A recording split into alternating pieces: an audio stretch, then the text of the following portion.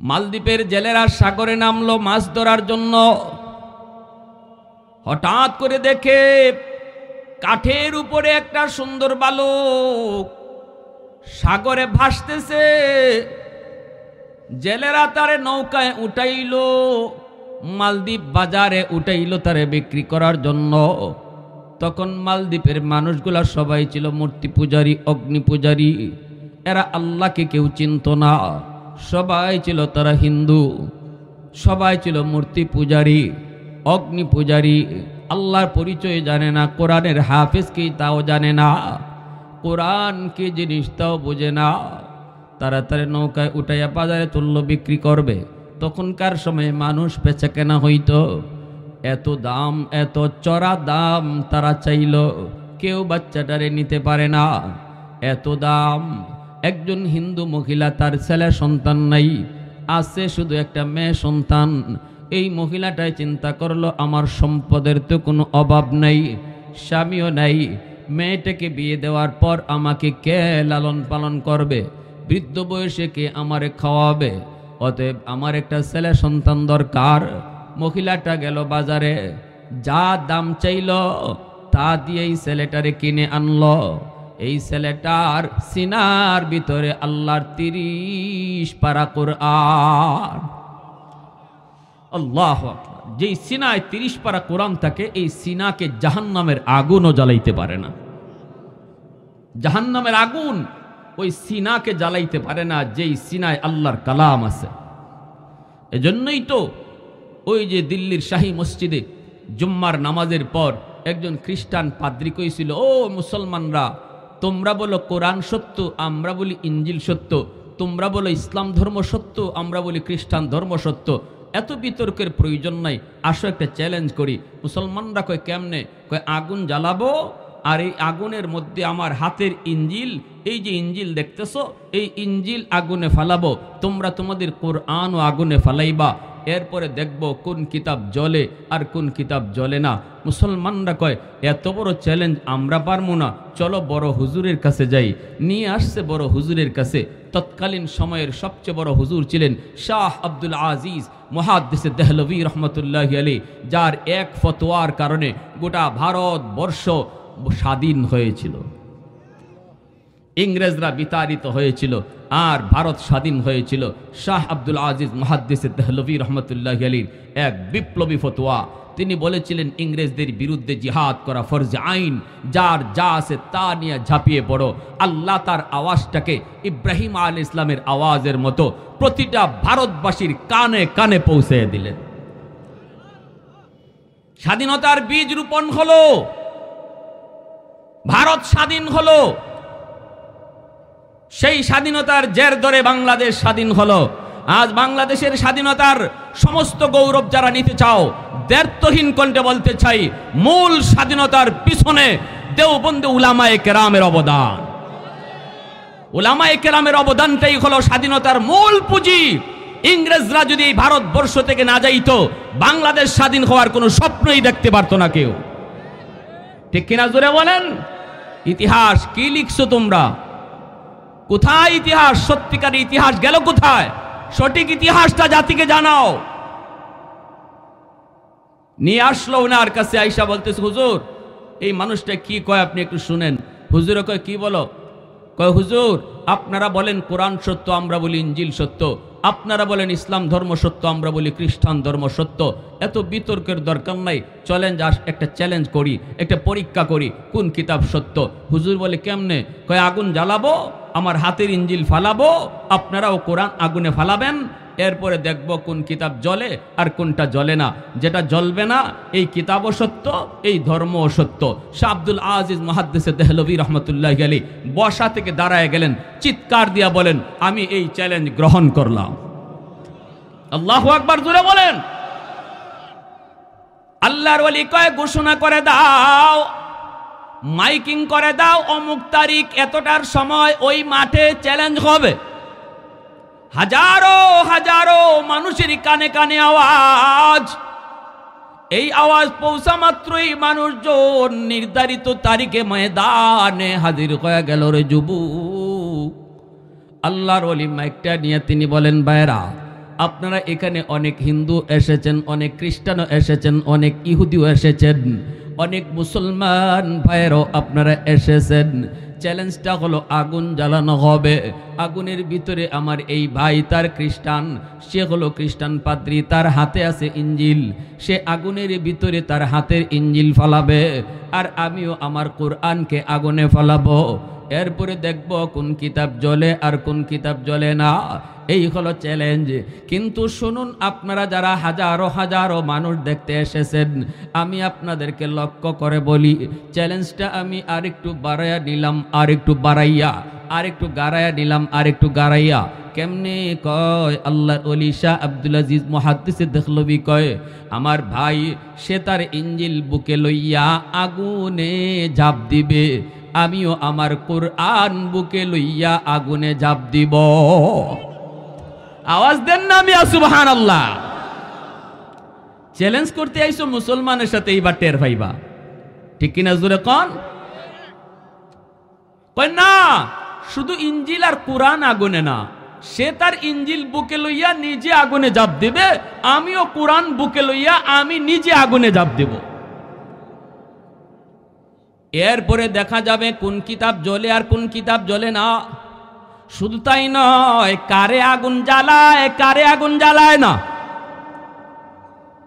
সবাই হাত উঠে কয় বলল, জনগণ উপস্থিত শ্রোতা যারা ছিল সবাই কয় হ আমরা রাজি, ঠিক না? এটা তো আরো ইন্টারেস্ট। কিন্তু ওই খ্রিস্টান পাদ্রীর পেটের মধ্যে মোচড় দিয়া উঠল, মোচড়। খ্রিস্টান পাদ্রী কয়, হুজুর আমি মাপ চাই। কি কয়? হুজুর আমি মাপ চাই, এত বড় চ্যালেঞ্জ আমি নিতে পারবো না। হুজুর কই, কেন পারবা না? আমি যদি পারি তুমি কেন পারবা না? ঠিক কিনা জুড়ে বলো, আমি যদি পারি তুমি কেন পারবা না? তোমার ইঞ্জিল কিতাব যদি সত্য হয়, ইঞ্জিলও জ্বলবে না, তুমিও জ্বলবে না। আর কোরআন যদি সত্য হয়, কোরআনও জ্বলবে না, আমিও জ্বলব না। আল্লাহু আকবার। কিন্তু ওই খ্রিস্টান পাদ্রী কয়, হুজুর আমি মাপ চাই, হুজুর আমি মাপ চাই, আমি পারবো না। হুজুর কই, কেন পারবা না? দেখো হাজারো জনগণ সবাই রাজি, তুমি কেন রাজি না? এখন যদি তুমি না পারো, তাহলে জনগণের মাইর আর কিল আর ঘুষি একটাও মাটিত পড়বে না। কয়, হুজুর আপনি আমারে বাঁচান, বাঁচান। আল্লাহর ওলি কয়, তাহলে মাইক হাতে নিয়া ষড়যন্ত্রটা তোমার কি, উদ্দেশ্যটা তোমার কি, চিটারিটা তোমার কি, এটা মানুষে জানাও। আর তুমি যে পরাজিত হয়েছ, ইসলাম যে সত্য, এই কথাটা নিজের মুখে মানুষে জানাও, নাইলে আগুনে ঝাঁপ দিতেই হবে। সাথে সাথে মাইক হাতে নিয়ে কয়, ও উপস্থিত জনগণ, আমি একটা চিটার, আমি একটা বাটপার। আমি যে হাতে ইঞ্জিল কিতাব লই আইছি, এই ইঞ্জিলটা কেমিক্যাল মাখানো, মেডিসিন মাখানো। হাতের ইঞ্জিলটা আমার এমন মেডিসিন দিয়ে মাখায় আনছি, যদি এই মেডিসিন কোনো বস্তুতে মাখানো হয়, আগুনের ভিতরে যদি ফালানো হয়, আগুন ওই বস্তুটাকে জ্বালাবে না। এটা বস্তুটার কেরামতি না, এটা কেমিক্যালের কেরামতি, এটা হলো মেডিসিনের কেরামতি। হাতের ইঞ্জিলটা কেমিক্যাল মাখানো, আমি ইঞ্জিল কিতাব বুকে লইয়া যদি আগুনে ঝাঁপ দেই, আমার ইঞ্জিল ঠিকই জ্বলবে না, কিন্তু বডিতে আমি কেমিক্যাল মাখাই নাই। বডিতে আমি কেমিক্যাল মাখাই নাই, আগুন কিন্তু ইঞ্জিল জ্বালাবে না ঠিকই, আমার বডির খবর আছে, আমারে কিন্তু ছাড়বে না। অতএব আমি এই চ্যালেঞ্জ গ্রহণ করতে পারবো না। এবার আপনারা শুনেন, আমি মেনে নিলাম আমার পরাজয়। আমি একটা বাটপারি লইয়া আইছিলাম, আমি একটা চিটারি নিয়ে আসছিলাম। সত্যিকার অর্থে ইসলাম ধর্ম সত্য, আল্লাহর কোরআন সত্য। এই কথা বলতেই উপস্থিত জনতার ভিতর থেকে 20,000 খ্রিস্টান যুবক সাথে সাথে কালেমা পড়ে মুসলমান হয়ে যায়। আওয়াজ দিয়া সুবহানাল্লাহ। এইবার মুসলমানেরা কয়, হুজুর আপনি এটা কেমন কথা বলছেন হুজুর? আমরা তো দিলে কাঁপতেছি, এখনো আমরা কাঁপতেছি, এখনো আমাদের ভয় যায় না হুজুর। যদি ওই বেঈমান আপনার কথায় রাজি হয়ে যাইত, যদি সে আগুনে ঝাঁপ দিত ইঞ্জিল বুকে লইয়া, ওরে আগুনে জ্বালাইতো, আমাদের কোনো কষ্ট নাই। কিন্তু হুজুর আপনি যদি কোরআন বুকে লইয়া আগুনে ঝাঁপ দিতেন আর আগুন যদি আপনারে জ্বালাইতো, তাহলে আমরা আপনাকে কোথায় পাইতাম? আমরা তো আপনাকে হারাইতাম।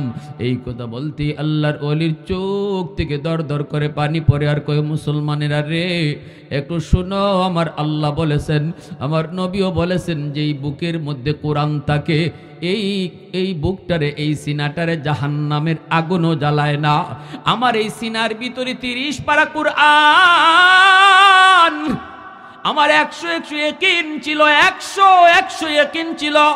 আমি যদি কোরআন বুকে লইয়া আগুনে ঝাঁপ দিতাম, তাহলে কোরআনের খাতিরে আগুন আমার পশমটাও জ্বালাইতো না। এজন্য বলি যুবক, একজন হাফেজের বাবা হওয়া ভাগ্য লাগে রে, একজন হাফেজের মা হইতে বড় ভাগ্য লাগে। ওই যে হাফেজ কোরআন, সে হিন্দু মহিলার ঘরে গেল, মহিলাকে মা কয়, মহিলাও তারে ছেলে কয়, বোনটাও তারে ভাইয়া কয়। এইভাবেই দিন চলছে। হাফেজ সাহেব নিজের পরিচয় দেয় না মহিলারে, সে যে একজন হাফেজ কোরআন। এইভাবেই চলছে, বড় মায়া, বড় আদর। অল্প দিন পরেই সন্তান দেখতেছে মায় কান্দে। মায় কয়, বাবা বাবা আমি কান্দতেছি বড় একটা দুঃখে।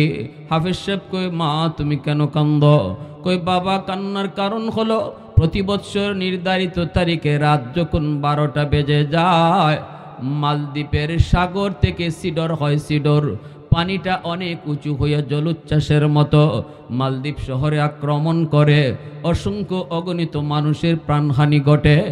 সরকার জ্যোতিষীদেরকে বলল, গণকদেরকে বলল, জ্যোতিষী বিদ্যা পরে বের করো, গণকেরা গণনা করে বের করো, কেন এমন হয়, কেন এমন হয়, কিভাবে মালদ্বীপকে রক্ষা করা যায়। সাথে সাথে জ্যোতিষীরা জ্যোতিষী বিদ্যা পরে বের করলো, গণকেরাও জানায় দিল এটা একটা খবিস জিনের কারসাজি। যদি এই সিডর থেকে মালদ্বীপকে বাঁচাইতে হয়, তাহলে একজন কুমারী সুন্দরী মেয়েকে রাম মন্দিরে রেখে দিতে হবে, যেই মন্দিরটা সাগরের পারে। এই মন্দিরে যদি একটা কুমারী সুন্দরী মেয়েকে রেখে দেওয়া হয়, তাহলে সিডর হবে না।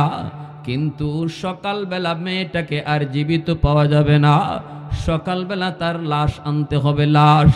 সরকার এই কথা শোনার পর বলতেছে, শহরের যত সুন্দরী কুমারী মেয়ে আছে তাদের তালিকা তৈরি করো, লটারি দেওয়া হবে।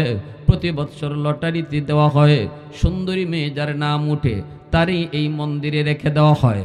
সিডর হয় না, জলোচ্ছ্বাস হয় না, কিন্তু মেয়েটার লাশ হিসাবে ফিরে, মেয়েটাকে আর জীবিত পাওয়া যায় না। এই বছর লটারি দেওয়া হয়েছে, আমার কলিজার টুকরা মেয়েটার নাম লটারিতে উঠছে। বাবা তুমি বলো, যেই মেয়েটাকে এত আদর করে বড় করেছি রে, এত মায়া করে যেই মেয়েটাকে লালন পালন করেছি, আজকে আমি মার চোখের সামনে মেয়েটাকে লাশ হিসাবে দেখব, জিনের ভোগ দেওয়া হবে, আমি মা সেটা কেমনে সইব? এজন্যই মায় কাঁদতেছি।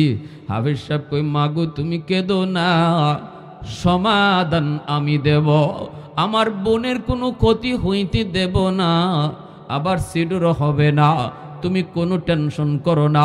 আমার বোনটারে নানার বাড়ি পাঠায় দাও, আর বোনের জামা কাপড় পরাইয়া আমাকে মেয়ে লোক বানায়া বসায়া রাখো, ওরা আমাকে মেয়ে লোক মনে করে মন্দিরে যায় রেখে দিক, এরপরে যা হয় আমি বুঝবো। মহিলায় কয়, না বাজান, না না না, আমি তোমাকে হাতছাড়া করতে পারি না রে বাবা, না, আমি বৃদ্ধ হলে আমাকে কে পালবে, কে খাওয়াবে, আমি বড় আশা করে তোমাকে আনছি। হাফেজ সাহেব কয়, মা টেনশন করো না, আমার কোনো ক্ষতি হবে না গো মা। সিডরের মধ্যে যেই পাওয়ার, জিনের কাছে যেই পাওয়ার, এর চেয়ে 1000 গুণ বেশি পাওয়ার আল্লাহ আমার সিনায় রাখছে। মহিলা তো অবাক, মহিলা কই, বাবা কিসের পাওয়ারের কথা বলো, বুঝি না, বুঝি না। হাফেজ সাহেব কই, বুঝতে হবে না ও মা, আমার সিনার মধ্যে আমার মালিকের 30 পারা কুরআন। এই কোরআনের পাওয়ার জিনের পাওয়ারের চেয়ে, সিডরের পাওয়ারের চেয়ে হাজার হাজার গুণ বেশি। মেয়ে লুকির পোশাক পরে হাফেজে কোরআনকে বসায় রাখা হলো। এর যুবক, হাফেজে কোরআনকে মেয়ে লুকির পোশাক পরে বসায় রাখা হলো। বোনের জামা কাপড় পরাইয়া বোনটারে নানার বাড়ি পাঠাইয়া হাফেজ শাহ পালঙের মধ্যে বসা। সন্ধ্যা হলে পরে সরকারি সৈন্যরা আইসা, আর্মিরা আইসাই জোর করে ধরে নিয়ে যাবে। দরজার সামনে আইসা নক করল সরকারি ফৌজ। মা দরজা খুইলেই দেখি আর্মিরা হাজির, মেয়েটাকে ধরে নিয়ে যাবে। হিন্দু মহিলা হাফেজে কোরআনের কথা এতটা বুঝে না, কোরআন কি জিনিস তাও বুঝে না, কোরআনের শক্তি কেমন তাও জানে না। আল্লাহর কালামের পাওয়ার আছে নিনা নাই? আরো যেরকম আছে নিনা নাই? আমাদের সিলেটের একজন বহুত বড় বুজুর্গ আছিলেন, নুরুদ্দিন ঘরপুরি রহমতুল্লাহি আলাইহি। ইনি শনি মঙ্গলবারে মানুষকে ফু দিতেন, বোতলের মধ্যে পানি ফোড়া দিতেন। কেমনে? হাজারো হাজারো মানুষ জমা হয়ে যাইত। হুজুরে কেমনে পানি ফোড়া দেবেন সবাইকে? মাদ্রাসার সামনে একটা বিশাল বড় পুকুর ছিল, এই পুকুরের মধ্যে ফু দিয়া হুজুর চলে যাইতেন কাজে, আর বলতেন তোমরা এই পুকুরের যে কোনো জায়গা থেকে পানি নাও। পুকুরের যে কোনো জায়গা থেকে পানি নিত, কাজ হয়ে যেত। আল্লাহু আকবার। একজন মানুষ সিলেট থেকে আসছে, লন্ডন থেকে আসছে, এসে বলতেছে হুজুর আমি বড় শখ করে আসছি, আপনার কাছ থেকে এক জগ পানি নিব, পানি ফোড়া নিব। হুজুর কয় আমি তো পুকুরে ফু দিলাম, এখান থেকে নিয়ে যাও। কয় হুজুর আমার ইয়াকিন হয় না। কেন? কয় হুজুর আপনি পুকুরের এই কোনায় ফু দিছেন, ওই কোনায় ফু যায় কি করে?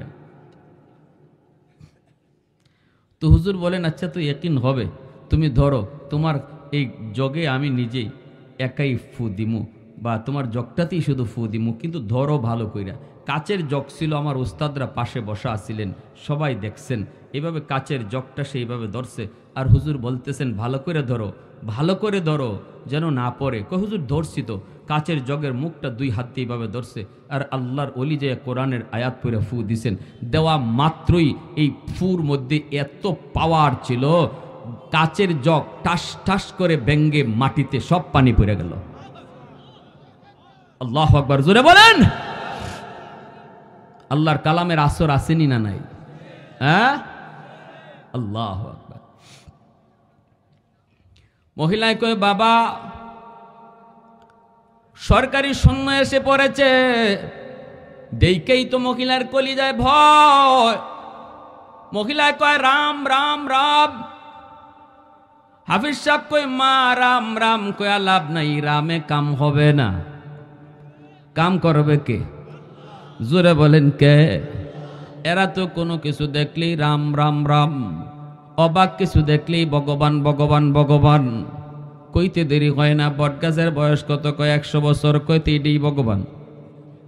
তুলসী গাছ কয় এটা কি হয়? কয় অনেক রোগের কাম দেয়। কয় তাহলে তুলসী গাছও ভগবান?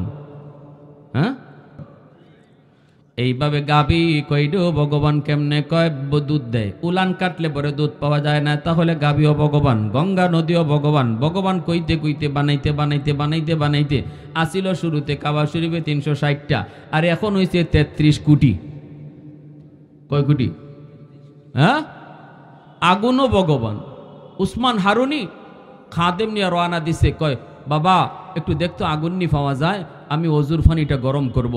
খাদেমে পাইছে কিছু মানুষ আগুনের পূজা করে, যে বলতেছে ভাই একটু আগুন দিবা, আমার উস্তাদ আগুন দিয়ে অজুর পানি গরম করবে। কয় না, মুসলমানরা আমরা আগুন দেই না, কারণ আগুন আমাদের ভগবান, আগুনের পূজা করি। উসমান হারুনি নিজে আসছে, আইসা কয় বাবা দেও না একটু আগুন। কয় না, বললাম তো দিব না। কয় কেন দিবা না? কয় আগুনের পূজা করি। কেন পূজা করো? কয় বাপদাদা করছে। কেন করছে? কয় যদ্দূর জানি দুনিয়াতে আগুনের পূজা করলে মরণের পরে আগুন জ্বালাবে না, একটু মায়া করব, একটু আদর করব। উসমান হারুনি কয় তাহলে তো আরো ভালো, দুনিয়াতে একটু টেস্ট করে দেখো আগুন তোমাদেরকে মায়া করে কি করে না। কয় কেমনে? কয় আঙ্গুল দিয়ে দেখো আগুনে, 60 বছর তো আগুনের পূজা করছো, মনে হয় আগুনে একটু আদর করব, আঙ্গুল জ্বালাবে না। আর যদি দুনিয়াতে আঙ্গুল জ্বালায় তাহলে বুঝবা মরণের পরে বডিও জ্বালাবে। কয় বুঝছি হুজুর, আপনি আইসেন আমাগরে আগুন দিয়ে ফুরায় মারতেন। হুজুরে কয় না না, ফুরায় মারার জন্য আসি নাই, যা বলার ঠিক বলেছি। কয় না, আগুনের স্বভাবই তো জ্বালানো, আগুন তো সব জ্বালাবেই। উসমান হারুনি কয় না, আগুনের স্বভাব জ্বালানো নয়, আগুন চাইলেই যদি জ্বালাইতে পারতো তাহলে ইব্রাহিম খলিলকে আগুন কেন জ্বালাইল না? তোর পাহাড়টা জলে ছাই ছাই হয়ে গেল, অথচ মূসা নবীর পশমও আগুনে জ্বালাইল না। কেন আগুন তাদেরকে জ্বালাইল না? আগুনের নিজস্ব কোনো ক্ষমতা নাই, আগুন তার মালিকের আদেশে চলে। এই কথা বলতে অগ্নি পূজারীরা কয় মৌলবী মূসা বুঝি না, ইব্রাহিম বুঝি না, আমরা বর্তমান বুঝি। উসমান হারুনি কয় তাহলে বর্তমানেও দেখো। এই বইলেই তিনি ছোট্ট একটা বাবুরে কুলে নিয়া একটা লাফ দিয়া আগুনের ভিতরে চলে গেলেন। আল্লাহু আকবার। সবাই তো অবাক হয়ে কয় রাম রাম রাম, হাইরে মৌলবী মরছে মরক, মৌলবী জলসে জলক, আমাদের শিশু বাচ্চাটার কি দোষ ছিল, এর কেন আগুনে নিয়ে গেল? হঠাৎ করে তাকায় দেখে আগুনের ভিতরে আল্লাহর ওলি উসমান হারুনি ছোট্ট শিশুটারে নিয়ে তিনি আদর করে চুমুকায় হাসে। আগুন আগুনের মতো করে উড়ে তাদেরকে টাচ করে না। বেশ কিছুক্ষণ আগুনের ভিতরে থাকার পর আবার আল্লাহু আকবার কইয়া শিশু বাচ্চাটারে নিয়ে তিনি লাফ দিয়া তিনি বের হয়ে আসলেন। এইবার অগ্নি পূজারীরা কয় হায় হায়, আমরা এতদিন পর্যন্ত কাকে ভগবান বলি? আগুন তো বড় ভগবান নয়, যাকে আগুন জ্বালাইতে পারে না সে তো বড় ভগবান। ওই যে ভগবান বাড়ায়, এইভাবে বাড়াইতে বাড়াইতেই 33 কোটি হয়েছে। এখন ওনাকে সেজদা দেওয়া শুরু করছে। উসমান হারুনি লাঠি দিয়ে আঘাত করে, রে আহমকের দল, এ বেকুফের দল, আগুন যে আমাকে জ্বালায় নাই এটা আমার কোনো কৃতিত্ব না, আমার কোনো বাহাদুরি না, আমি আগুনের মালিকের পূজা করি, আগুনের পূজা করি না। তোমরাও যদি আগুনের পূজা না কইরা মালিকের পূজা করো তাহলে আগুন তোমাদেরকেও জ্বালাবে না। সাথে সাথে উপস্থিত সবগুলা অগ্নি পূজারী আল্লাহর ওলি উসমান হারুনির হাতে হাত রেখে কালেমা পড়ে মুসলমান হয়ে যায়। হাফেজে কোরআন কয় মা রাম রাম কইও না, রামে কোনো কাম হয় না। সাথে সাথে মা নীরব। সরকারি ফৌজেরা ঘরের ভিতরে ডুইকা দেখে পালঙের ভিতরে বসা একটা সুন্দর বালক, এত সুন্দর তার চেহারা, কোনদিন তারা মালদ্বীপে এত সুন্দর মানুষ দেখে নাই। বলুন তো চেহারা তো সুন্দর হবেই, কারণ এই বাচ্চাটার জন্ম তো মালদ্বীপে নয়, জন্ম হলো মক্কায়, যেখানে আমার নবীর দেশ। এজন্য চেহারাটার ভিতরে এত মায়া, এত আকর্ষণ। সরকারি সৈন্যরা কয় এত সুন্দর মেয়ে তো কোনোদিন দেখি নেই। এ যুবক, আমার ওয়াজটা বুঝে থাকলে বলেন এটা ছেলে না মেয়ে? হয় নাই? পিছনের বাইরা কয় নাই, জোরে কও ছেলে না মেয়ে? ছেলে, কিন্তু পোশাক পরছে মেয়ে লোকের। এরা তো বুঝে না, দাড়ি মুছ নাই, বুঝার তো কোনো কুদরত না। এখন শুরু হবে আল্লাহর কালামের পাওয়ার। মনোযোগ কার কার একটু হাত ওঠে, একটু আল্লাহরে দেখান। আল্লাহ কবুল করো, জোরে কোন আমিন, আরো জোরে আমিন। আল্লাহ পাক কয় জানোনি, আল্লাহ পাক কয় জানোনি এই জমিনের ভিতরে যেই পরিমাণ গুনাহ হয়, অত্যাচার হয়, জুলুম হয়, বহু আগেই জমিন মানুষকে খেয়ে ফেলতো, বেনামাজিকে জমিন গিলে ফেলতো, সুদকুরকে জমিন গিলে ফেলতো, ঘুষকুরকে জমিন গিলে ফেলতো। জমিন প্রতিদিন আমি আল্লাহর কাছে আবদার করে, এরে নাটুরের মানুষ, আপনাদের নাটুরের জমিনটাও প্রতিদিন আল্লাহর কাছে আবদার করে, আলা কুল্লা ইয়াউমিন ওয়াল আরদু ইস্তাজিলু রাব্বাহু। জমিনে কই মালিক আর কত নাফরমানের হাঁটা আমি দেখব, আর কত বেনামাজির পায়ের বোঝা আমি নিব। ও মালিক, সুদকুরির পায়ের আওয়াজ কত শুনব। ও জমিন, আল্লাহ পাক কয় রে জমিন থাম, তোর কি ইচ্ছা একটু তুই ক। জমিনে কই মন চায় এই বেনামাজিরে আমি গিলে ফেলি, জিন্দা কবর দিয়ে ফেলি। ও মালিক, অনুমতি দাও, আসবিরু মাতা আসবিরু, কতকাল আর আমি ধৈর্য ধরব, আমার আর ধৈর্য কোলায় না গো আল্লাহ, আর কত আমি নাফরমানের অহংকারী হাঁটা দেখব, অনুমতি দাও, অনুমতি দাও, সুদকুর গুসকুরকে আমি জিন্দা কবর দিয়ে ফেলি। আল্লাহ পাক রব্বুল আলামিন কয়, শুধু জমিন নয়, সাগর মহাসাগরগুলিও প্রতিদিন আমি আল্লাহর কাছে আবদার করে। কক্সবাজার সমুদ্র সৈকতের পারে যায় কত যুবক অন্যায় করে, জুলুম করে, নাফরমানি করে, সাগরের পানি চেয়ে চেয়ে দেখে, গেছে বেড়াইতে করে অন্যায়, ঠিক কিনা জুড়ে বলো। সাগরের পানি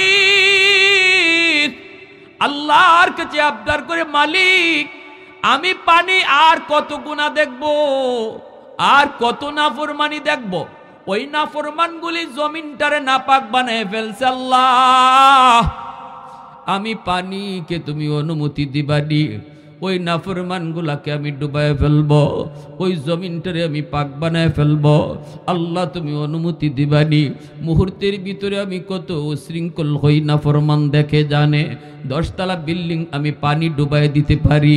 আল্লাহ সব কিছু এই নাফরমান জানে, এরপরও কিন্তু আমি পানিরে দেখায় দেখায় গুনাহ করতেছে, নাফরমানি করতেছে, আর কত দেখব। আল্লাহ অনুমতি দাও, সবগুলিরে আমি গিলে ফেলি। আল্লাহ পাক রব্বুল আলামিনের কলিজায় কত মায়া, কত দরদ তোমার আমার জন্য রে যুবক।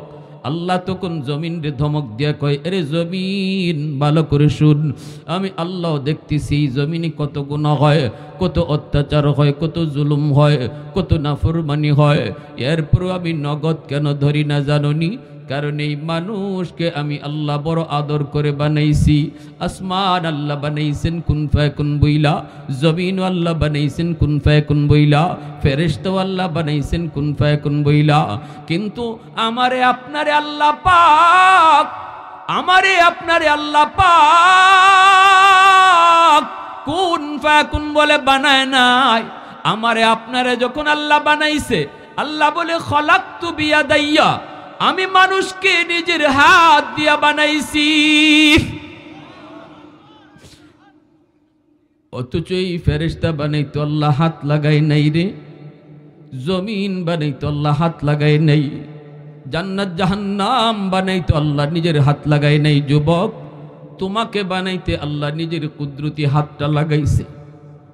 কারণ এই চেহারার মধ্যে এত দামি কপাল, এত দামি কপাল।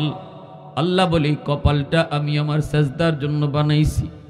অতএব এই কপাল ফেরেশতাদের হাতে বানাইলে হয় না, আমি নিজের হাতে কপালটা বানাইছি। আল্লাহ কয়, জমিন যতদিন পর্যন্ত এই জমিনে হাফিজে কোরআন থাকবে, যতদিন পর্যন্ত মানুষ মাদ্রাসাকে মহব্বত করবে, যতদিন পর্যন্ত এই জমিনে আমি আল্লাহর কালামের আওয়াজ উঠবে, ততদিন পর্যন্ত এই জমিন আমি টিকায় রাখবো। জোরে কোন সুবহানাল্লাহ। মাদ্রাসা যতদিন থাকবো, হাফেজে কোরআন যতদিন জমিনে থাকবি, কোরআনের আওয়াজ চলবে, আমি আল্লাহ জমিন টিকায় রাখবো। ওই গুনাহগার বান্দার গুনাহ আমি দেখতেছি, অপেক্ষা করি কোথায় কোন জায়গায় মাহফিলে বইসে চুকির পানিটা ফেলায়, আল্লাহ ভুল করেছি, আল্লাহ জীবনে বহু ভুল করেছি, যৌবনকালটা গুনায় কাটাইছি। অথচ ডান দিকে তাকাইলে দেখি আমার বন্ধু কবরে শুয়ে রইছে, বামে তাকাইলে দেখি আমার বন্ধু কবরে শুয়ে রইছে। আল্লাহ ভুল করেছি, আর জীবনে নাফরমানি করব না গো, আর জীবনে নামাজ ছাড়বো না, হারাম কাজ করবো না। আল্লাহ কইরে, জমিন ভালো করে শুন, আমার বান্দা এমন তওবা করার সাথে সাথে আমি তার পিছনের জীবনের সব গুনাহ মাফ করে দিমু। এজন্যই ওই হাফেজে কোরআন কয়, মা টেনশন তুমি কইরো না, আমাকে বিদায় দাও। সরকারি ফৌজেরা তারে ধরে নিয়ে যাইতেছে। হাফেজ সাহেব কয়, আমায় টাচ করা লাগবে না, আমি নিজেই যাব।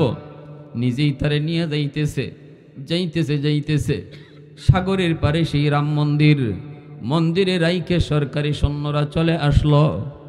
হাফেজে কোরআন মন্দিরে ডুইকা মহিলাদের পোশাকটা খুইলা, ভিতরে তার নিজের পোশাক, হাতের মধ্যে ছিল জায়নামাজ, জায়নামাজটা মন্দিরের ভিতরে বিছায়া দিল। এই জায়নামাজে সেজদায় পড়ে আল্লাহর কাছে কান্দার কয়, মালিক আজকে প্রমাণ হবে জিনের পাওয়ার বেশি নাকি তোমার কালামের পাওয়ার বেশি। মালিক আজকে প্রমাণ হবে পানির পাওয়ার বেশি নাকি সূরা ইয়াসিনের পাওয়ার বেশি। যখনই রাত 12টা বেজে গেল, পাগলা ঘন্টা বাজানো হয়েছে বাদশার পক্ষ থেকে। আছে তো মনোযোগ সবার, আছে তো নাকি ঘুম পাইতেছেন আপনি?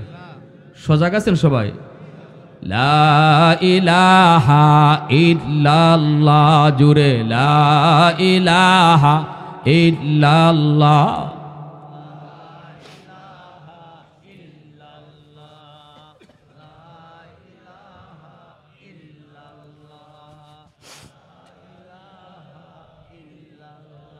মোহব্বতের সাথে কন্যা ভাই, আল্লাহ খুশি হইব। লা ইলাহা ইল্লাল্লাহ।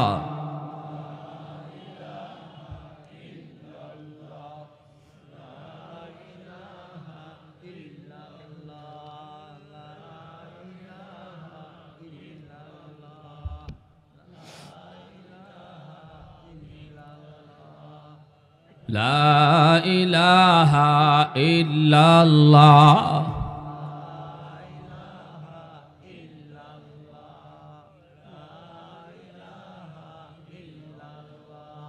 লা ইলাহা ইল্লাল্লাহু মুহাম্মাদুর রাসূলুল্লাহ। জুরে বলি সাল্লাল্লাহু আলাইহি ওয়াসাল্লাম। ये जिक्र खुदा दिल में सदा रखने दिया कर, ये जिक्र खुदा दिल में सदा रखने दिया कर, और नक्श खुदा दिल में जमा रखने दिया कर। क्या जाने हक इस्लाम है कोई फजल इलाही, हर वक्त दौर क़ल्ब खला रखने दिया कर। मुर्शिद की नजर गज़ बसर से न होती है, क्या खुश नजरी खुश नजरी खुश नजरी है, क्या खुश नजरी खुश नजरी खुश नजरी है। दिल तूर के दिल जोर दिया सबका खुदा से, क्या दिल शिकानी दिल शिकानी दिल शिकानी है, क्या दिल शिकानी दिल शिकानी दिल शिकानी है। জোরে বলি আল্লাহু আকবার। একজন হাফেজের মাথায় যখন পাগড়ি পরানো হয় তখন আল্লাহ পাক কয়, বান্দা শুন, আজকে তোর সন্তানের মাথায় পাগড়ি পরানো হয়েছে, কিয়ামতের ময়দানে আমি আল্লাহ তোমরা মা বাবার মাথায় আমি পাগড়ি পরাবো। মান কারা আল কুরআন ওয়া আমিলা বিমা ফীহি উলবিসা ওয়ালিদাহু তাজান ইয়াউমাল কিয়ামা। আল্লাহর নবী রহমতের নবী বলেন, যেই হাফেজ সাহেবের মাথায় পাগড়ি আজকে আমরা পরাইলাম, তাদের বাপমার মাথায় পাগড়ি পরাইবেন হাসরের ময়দানে কে? একটু জোরে আওয়াজ দিয়া বলেন কে? কিয়ামতের ময়দানে আল্লাহ বলবো, কই মা কই বাবা? নবীর মা নবীর বাবা হাজির। আল্লাহ বলবে, আমি কোন নবীর মা বাবারে খুঁজি না, কোথায় হাফেজের মা কোথায় হাফেজের বাবা? আসো। হাফেজের মা আলেমের বাবা ঈশা কইব, আল্লাহ আমি অমুক হাফেজের মা অমুক আলেমের বাবা। আল্লাহ হাসরবাসীর সামনে কইব, আমি তো তোমাকেই খুঁজতেছি, আমি তো তোমাকেই খুঁজতেছি। সমাজের 100টা ছেলের ভিতরে 90টা ছেলেই গেছিল স্কুল কলেজের দিকে, আর তুমি বাবা সন্তান নিয়ে রওনা দিছিলাম আল্লাহকে খুশি করার জন্য মাদ্রাসার দিকে। ওই দিনে আমি তোমার জন্য পাগড়ি বানায় রাখছি রে বান্দা, ওই দিনে আমি তোমার জন্য নিজের হাতে পাগড়ি বানায় রাখছি, যেদিন তুমি তোমার সন্তানরে নিয়ে মাদ্রাসার দিকে হাইটে হাইটে আসছিলা। দুনিয়ার মানুষগুলা কইছিল ফুলারে মাদ্রাসায় দিও না, চাকরি পাইব না, তার কোনো কি নাই, সার্টিফিকেট নাই, কোনো সরকারি চাকরি নাই, কেমনে চলবে কেমনে খাইবে। কিন্তু তুমি কইছিলা না, আমি দুনিয়ার লোভে না আখিরাতের লোভে সন্তানরে মাদ্রাসায় দিছি। আল্লাহ পাওয়ার জন্য সন্তান নিয়ে মাদ্রাসায় রওনা দিছো। সমাজের মানুষের সাথে জিহাদ করছো, মানুষ তোমারে কত কিছু কইছে, তুমি কোনো কথা কানে দেও নাই, মাদ্রাসার দিকে রওনা দিছিলা, ওই সময়েই আমি আল্লাহ খুশি হইয়া তোমার লাগি পাগড়ি বানায় রাখছি। আল্লাহু আকবার, জোরে বলেন, আর একটু জোরে কন্যা আল্লাহু আকবার। আমার আম্মা আমার আব্বা আমার মাদ্রাসায় দিয়েছেন, অথচ আমার চাচারা কেউ রাজি ছিল না, আমার ভাইরা কেউ রাজি ছিল না, আমার দাদারা কেউ রাজি ছিল না। আমি স্কুলে একটা ভালো স্টুডেন্ট ছিলাম, প্রাইমারি পর্যন্ত পড়ালেখা করছি। তখনকার সময় মাদ্রাসায় এরকম অঙ্ক ইংরেজি ছিল না, বর্তমানে যেভাবে সিলেবাস ঢুকানো হয়েছে। এজন্য আমার আব্বা, তিনিও একজন সরকারি হেলথ ইন্সপেক্টর, বর্তমানে রিটায়ার্ড। আমার ইমিডিয়েট আপন ছোট ভাই, বর্তমানে আসিফ নজরুল স্যার আইন উপদেষ্টা, ওনার একান্ত সচিব আমার আপন ছোট ভাই। এইভাবে সবাই জেনারেল লাইনে বড় বড় শিক্ষিত। আমাকে মাদ্রাসায় আব্বা দিবেন, কেউ রাজি ছিল না, কেউ রাজি ছিল না। বলুন তো আমার আব্বা আমারে মাদ্রাসায় দিয়া ঠকছেন না জিতছেন? একটু আওয়াজ দিয়া কও না রে বাবা, কও না। ভাই যত বড় সচিব হোক, বাংলাদেশের কতজন মানুষই চিনে, কিন্তু আল্লাহর রহমতে যেদিকে যায় ওই দিকেই মানুষের ভালোবাসা, দোয়া মহব্বত পায়, মানুষ চিনে, দোয়া করি, দোয়া নেই। ঠিক কিনা জোরে কও। এমন একটা বাবা হও, সমাজের মানুষ যত যা কিছুই কোক, দিল থেকে সন্তানটারে নিয়ত করো, আল্লাহ সন্তানের উসিলায় তুমি বাবাকে আল্লাহ দুনিয়া আখেরাতে দামি বানায় দিবে। হাসরের মাঠে আল্লাহ হাফেজের বাবার নাম ধরে ডাক দিবে না, হাসরের মাঠে আল্লাহ আলেমের মার নাম ধরে আল্লাহ ডাক দিবে না, সবাইকে আল্লাহ নাম ধরে ডাক দিব, ও আব্দুল করিম, ও আব্দুর রহিম, ও আব্দুল জব্বার। কিন্তু হাফেজের মা বাবারে আল্লাহ ডাক দিব, ও হাফেজ সাহেবের মা। আস্তে কর, আস্তে কর, আল্লাহু আকবার। ও মুফতি সাহেবের বাবা। এইভাবে আল্লাহ হাসরের মাঠে সম্মান দিয়া আলেম হাফেজের বাপ মারে আল্লাহ ডাকবো। মানুষের সামনে আল্লাহ এত ইজ্জত দিব, এত সম্মান দিব, এত সম্মান দিব। মনটাই কি চায় না? মনটাই কি চায় না আল্লাহর হাতে পাগড়ি পরতে? কার কার মন চায় একটু হাতটা উঠে আল্লাহরে দেখাও। আল্লাহ তুমি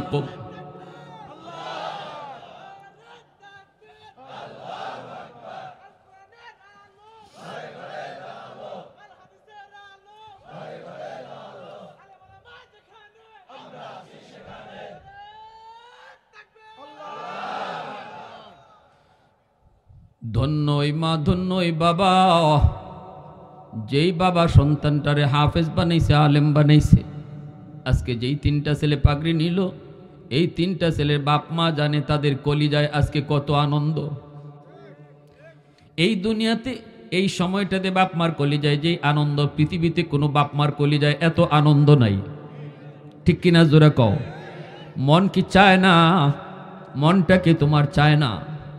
হাসরের মাঠে আল্লাহ কইব যাও জান্নাতে যাও, কইব আমার বাপ মা সারা জান্নাতে যাইতাম না। আল্লাহ কইব যাও বাপ মারে তুইলা আনো। বাপ মারে তুইলা আনতে গেলে পরেই তখন দাদা দাদি কইব, বাবারা তোমরা তো তোমাদের সন্তানের সুপারিশে আজকে মুক্তি পেয়ে গেছো, কিন্তু আমরা দাদা দাদি নানা নানি আমরাও তো আমাদের নাতিটারে কম মায়া করি নেই। একটু যায় কইও সুপারিশ করার জন্য, কইও আল্লাহর কাছে একটু কওয়ার জন্য। তখন তার বাপ মা আইসা যখন ছেলের সাথে জান্নাতের দিকে রওনা দিবে, ছেলের পাশে বাপ মায় কইব, বাজান তুমি যখন তোমার বাপ মা সারা জান্নাতে যেতে চাও নাই, আমরাও আমাদের বাপ মা সারা জান্নাতে যাইমু না। আল্লাহ কইব যাও হাফেজের দাদা দাদি নানা নানিরে তুইলে আনো। এলাকার মানুষগুলি কইব, ও ভাই নাতির সুপারিশে আজকে মুক্তি পাওয়া গেছো, কিন্তু আমরা কি দোষ করলাম? আমরা তো ওই এলাকার মানুষ, যে এলাকার মাদ্রাসায় পইরা তোমার নাতিটা হাফেজ হইছে, আলেম হইছে, আমরা তো এই মাদ্রাসায় সাহায্য করছি, সহযোগিতা করছি, তারে একটু পড়ালেখার সুযোগ দিছি, খাওয়ার সুযোগ দিছি, একটু আমরার কথা যায় একটু কইও। তখনই দাদা দাদি নানা নানি এসে কইব, বাইরে তুমি যেই মাদ্রাসায় পইরা হাফেজ সাহেব হইছিলা, ওই এলাকার মানুষ কিছু মানুষ জাহান্নামের আগুনে আমাদের কাছে বারবার অনুরোধ করছে একটু সুপারিশ করার লাগে। তখনই হাফেজে কোরআনে কইব, আল্লাহ যেই মানুষগুলির সহযোগিতায় আমি আলেম হইছি, হাফেজ হইছি, এই মানুষগুলি সারা আমিও জান্নাতে যাইব না। হাদিস শরীফে এসেছে আল্লাহর নবী বলেন, ওই এলাকার মানুষগুলিকে দুইটা সারিতে আল্লাহ দাঁড় করাইয়া হাফিজ সাহেবরে মাঝখান দিয়ে আল্লাহ সেইরা কইব, যাও দেখো তোমাকে কারা কারা চিনে, তুমি কাদেরকে চিনো। একজনে কইব, হুজুর আপনি আমারে চিনচিননি। কে আপনি? কয়, আনাল্লাযী সাকাইতুকা মাআ, আমি আপনারে এক গ্লাস পানি পান করাইছিলাম। আরেকজনে কইব, হুজুর আপনি আমারে চিনচিননি। আনাল্লাযী ওয়াহাবতুকা ওযুআ, আমি আপনাকে এক বদনা অজুর পানি দিছিলাম। মুহাদ্দিসিনে কেরাম হাদিসের ব্যাখ্যায় লিখেন, এখানে পানি আর অজুর পানি শুধু উদ্দেশ্য না, যতজন যত লাইনে মাদ্রাসারে সহযোগিতা করছে টাকা দিয়া পয়সা দিয়া, এই প্রতিটা মানুষকে সেদিন সে চিনবে, এরাও তাকে চিনবে। আর আল্লাহ বলবে, বরযাত্রীর মতো জান্নাতে ঢুকো। সুবহানাল্লাহ, জোরে বলেন, আরো জোরে সুবহানাল্লাহ। ভাইরা, ওই হাফেজ সাহেব মন্দির থেকে কেমনে পানি থামাইছে এখনই বলতেছি শেষটা দিয়া। শুধু অনুরোধ করব এতটুকু আপনাদের কাছে, আমি একজন মুসাফির হিসাবে আল্লাহর নবীর ঘর মাদ্রাসা মসজিদ আল্লাহর ঘর, একজন ভাই হাতটা তুলেন, হুজুর আমি ইনশাল্লাহ আমার আওলাদ থেকে যেন আল্লাহ হাফেজ আলেম কবুল করে, আল্লাহ যেন এই দানের খবরটা আমার আব্বা আম্মার খবরে দেয়, 1 লক্ষ টাকা আমি নবীর বাগানে দান করব ইনশাআল্লাহ।